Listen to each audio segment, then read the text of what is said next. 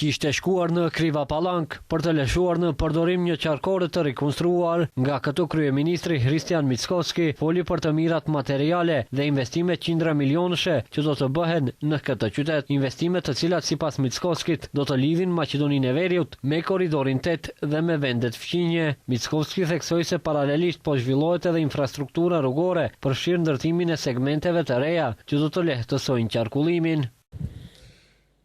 Si qeveri vazhdojmë të fokusohemi në realizimin e investimeve kapitale. Shumë herë kemi përmendur se Maqedonia është një shtet që praktikisht është kryqëzim i 2 korridoreve shumë të rëndësishme evropiane, korridorit 8 dhe korridorit 10.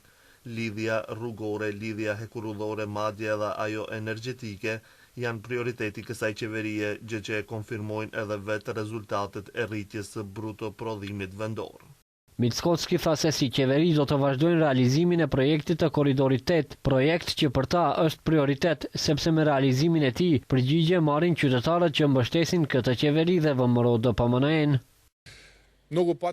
Pres që shumë shpejt që gjithçka për të cilën kemi folur gjatë këtyre gati 2 viteve të mandatit të kësaj qeverie të realizohet, segmentet e reja të korridorit 8 që do t'i realizojmë në periudhën që vijon dhe në këtë mënyrë të përgjigje me qytetarëve që i japin mbështetje kësaj qeverie dhe që i japin mbështetje VMRO DPMNE-s.